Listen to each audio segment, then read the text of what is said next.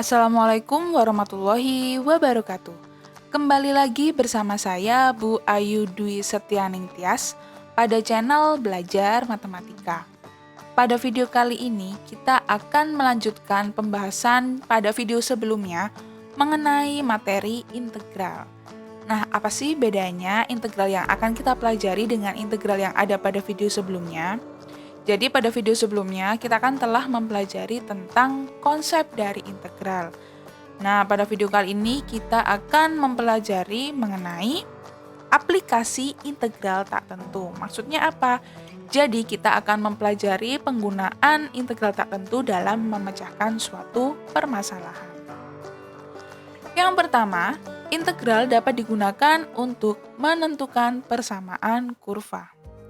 Contohnya, diketahui suatu kurva dengan fungsi y sama dengan fx melalui titik P 4,1. Jika persamaan gradien di titik P adalah y aksen sama dengan x-2, tentukan persamaan kurva tersebut.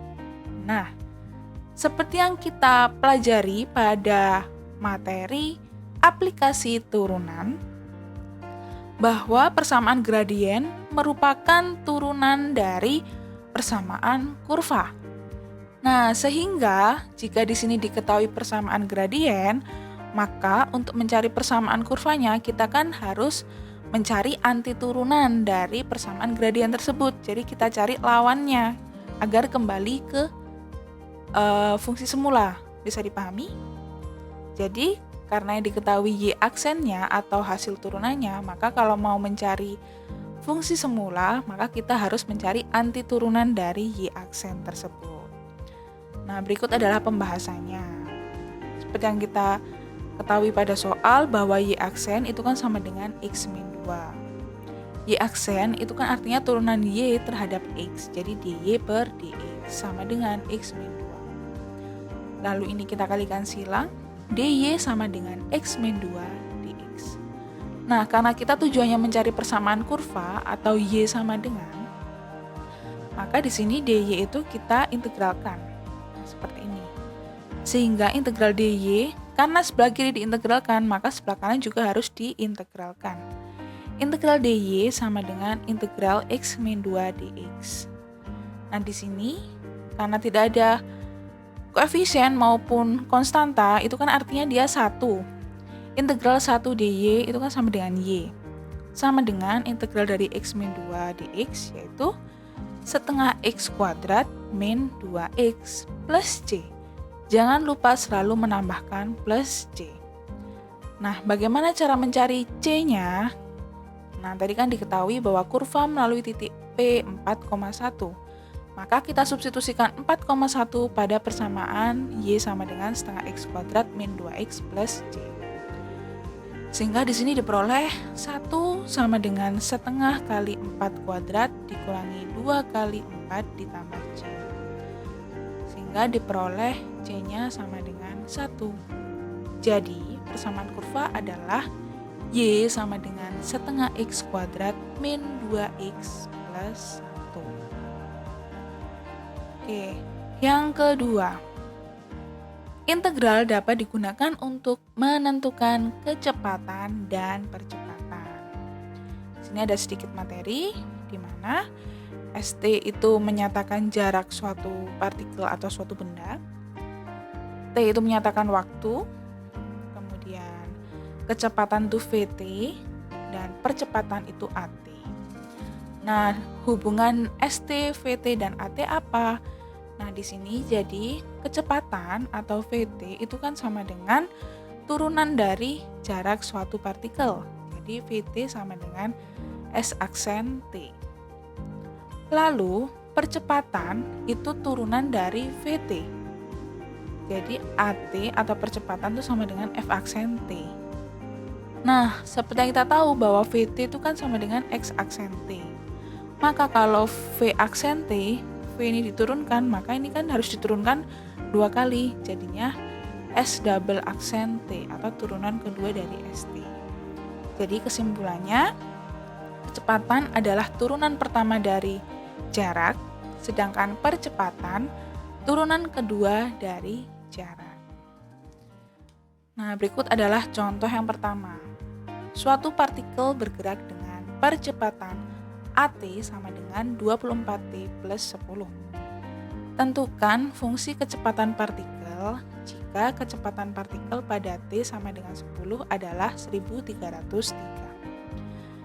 Nah, di sini diketahui bahwa rumus dari percepatannya yaitu AT sama dengan 24T plus 10. Yang ditanya adalah fungsi kecepatan atau VT pada T sama dengan 10 adalah 1303.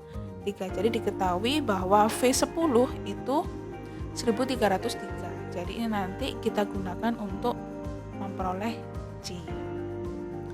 Berikut adalah pembahasannya. Nah, seperti yang kita tahu bahwa AT atau percepatan itu kan turunan pertama dari kecepatan. Jadi ketika AT-nya itu 24T plus 10, maka untuk mencari V-nya, jadi 24T plus 10 kan sama seperti V aksen T. Nah, maka agar menjadi VT, berarti kan ini harus kita turunkan. Kita cari anti turunannya atau diintegralkan. Jadi V aksen T itu diintegralkan agar diperoleh VT. Sehingga integral 24T plus 10 dt, karena ini menggunakan variabel T, maka ini dt, itu sama dengan 24 per 2T kuadrat plus 10T plus C. Atau jika disederhanakan menjadi 12T kuadrat plus 10T plus C. Nah, seperti yang kita tahu bahwa V10 itu adalah 1303. Kecepatan partikel pada saat 10, T-nya itu 10, 1303. Maka di sini T-nya kita ganti 10. Nah, V10 itu kan nilainya 1303. Sehingga dari sini diperoleh C-nya adalah 3. Jadi, fungsi kecepatan partikel tersebut adalah 12T kuadrat plus 10T plus 3. Contoh yang kedua. Sama seperti tadi, partikel ini bergerak dengan percepatan, ini percepatan ya, karena AT, dengan percepatan 24T plus 10. Tentukan fungsi jarak jika jarak partikel pada T sama dengan 10 adalah 4532. Kalau tadi diketahui percepatan mencarinya kecepatan, kalau sekarang diketahui percepatan, kalau tadi diketahui percepatan ditanya kecepatan, kalau contoh yang kedua ini diketahui percepatan ditanya jarak. Seperti yang kita tahu bahwa percepatan itu kan sama dengan turunan kedua dari jarak. Seperti ini. AT itu kan turunan kedua dari jarak atau V aksen T sama dengan 24T plus 10. Sehingga di sini VT itu kan X aksen T. Artinya kecepatan itu kan turunan pertama dari jarak, ya kan? Kenapa? Karena tadi kan kita sudah memperoleh rumusnya kecepatan.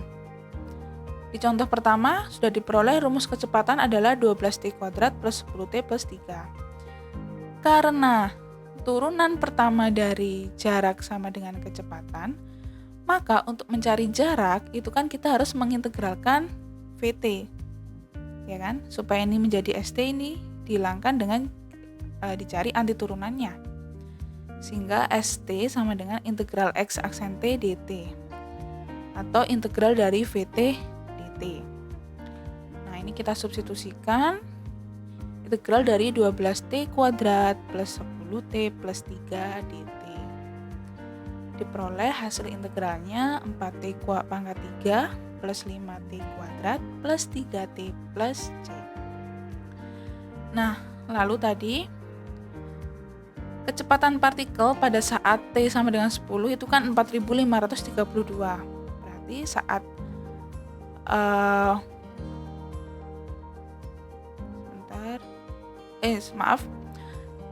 jika jarak partikel pada T10 adalah 4532, maka S10 kan 4532. Tinggal kita substitusikan saja.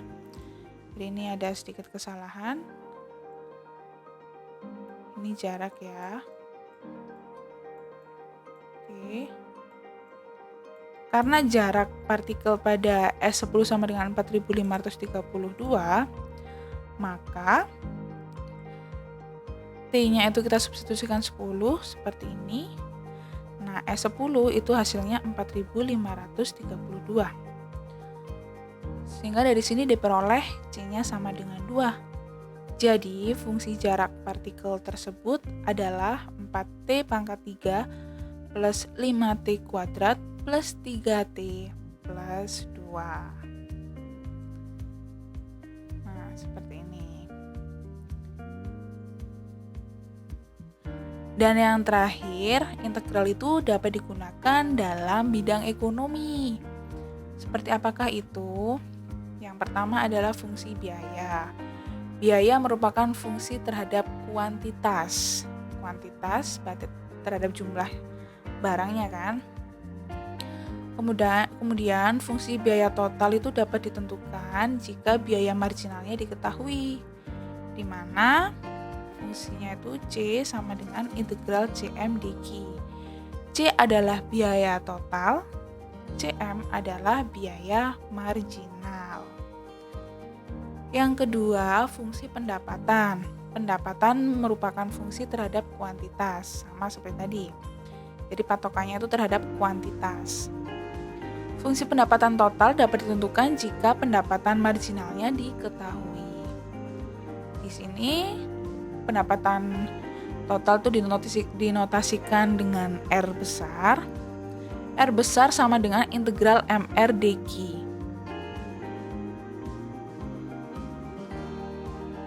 Oke. Lalu R itu pendapatan total dan MR itu adalah pendapatan marginal.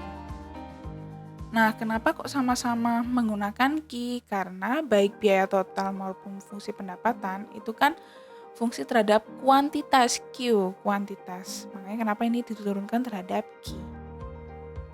Oke, langsung saja kita masuk ke contoh agar lebih paham.